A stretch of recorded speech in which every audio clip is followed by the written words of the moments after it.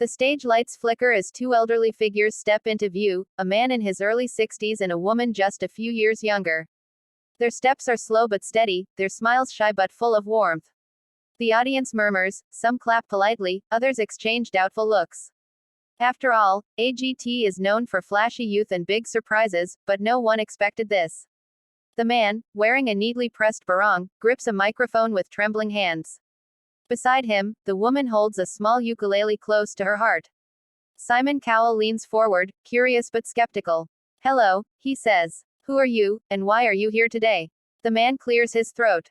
"We are Lola and Lolo Harmony from the Philippines," he answers with a humble smile. "We've been married for 35 years, and this is our first big dream together." Laughter and soft applause ripple through the crowd. Simon tilts his head. "You think you can win AGT?" he asks. The woman smiles gently, her eyes glistening. "We don't know, sir," she says, her accent tender and melodic. "But we believe, dreams don't retire." The room falls silent. As the first soft notes of the ukulele echo through the theater, something magical begins. Their voices, slightly aged but perfectly in sync, fill the hall with warmth and longing. They sing a Filipino love song, one written long ago for their late son. The melody carries years of laughter, heartbreak, and hope. The skeptical expressions fade. Audience members wipe their eyes. Even Simon's face softens, his pen lowered, his attention fixed. By the time the final note fades, no one doubts them anymore. The crowd rises, cheering, not for a performance, but for two souls proving that it's never too late to shine. As the melody drifts through the AGT stage, something extraordinary begins to unfold. The woman's fingers move gently across her ukulele, while her husband's voice trembles with emotion. Their song, sung in both Tagalog and English, tells the story of a child's dream, their late son who once promised, "One day, Mama, Papa, I'll sing on that big stage." Each lyric carries the weight of love and loss. The woman sings softly, her voice quivering. "You may be gone, but your song still plays, in every beat of our hearts." The audience leans in, drawn into the emotion woven through every note. A hush falls over the theater, even the cameras seem to hold their breath. Halfway through, the man's voice cracks. He looks down, eyes glistening, fighting the tears that threaten to escape. For a moment, it seems like he might stop, but his wife reaches over, places her hand on his, and smiles through her own tears. "We keep singing," she whispers. For him, the harmony rises again, stronger this time. Their voices blend, fragile yet full of soul, echoing through the hall like a prayer. By the final chorus, the crowd is standing. Some wipe their eyes, others simply smile in awe. As the last chord fades, the room is silent, no one dares to break the spell. Then, suddenly, the silence shatters into thunderous applause. People cheer, whistle, and shout, "Bravo!"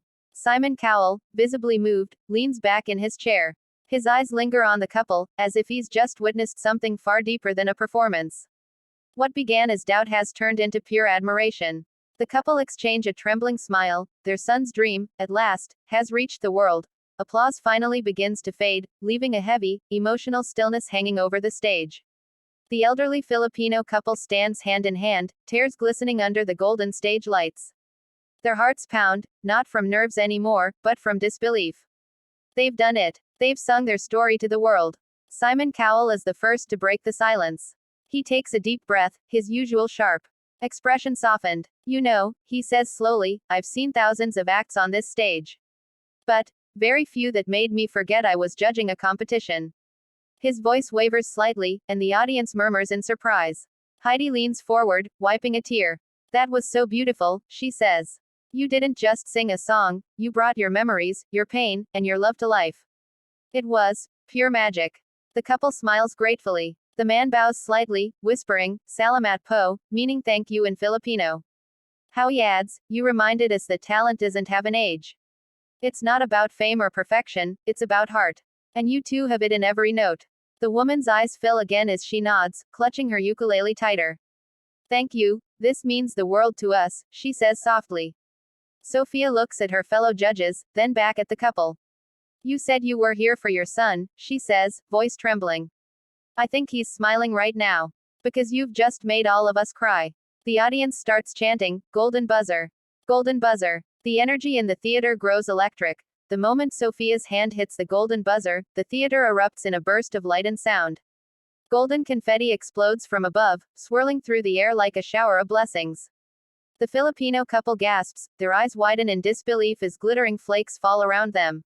The woman covers her mouth, trembling, while the man slowly drops to his knees, overcome by emotion. The crowd is on its feet, roaring with joy. Some wave Philippine flags in the audience, shouting, Mabuhay! And, Philippines! Over the thunderous applause. Tears roll down the couple's faces as they clutch each other, completely overwhelmed. Sophia runs up to the stage, wiping her eyes. You deserve this, she says, hugging them tightly. You made us all believe again, in love, in hope, in dreams that never fade. Heidi and Howie join her, clapping and smiling through tears. Even Simon, often the hardest to move, stands from his seat, nodding with quiet respect. Backstage, their family bursts onto the stage, their daughter, grandchildren, and friends, all crying and cheering. The woman reaches for a small framed photo of their late son from her pocket, holding it to her chest. This is for you, Anik, she whispers, child. The man looks up through the falling gold, voice shaking as he says, our boy, we did it. The confetti sparkles in their hair, catching the light like stars. The audience chants louder, Philippines. Philippines. The camera pans across the stage, a sea of gold, tears, and joy.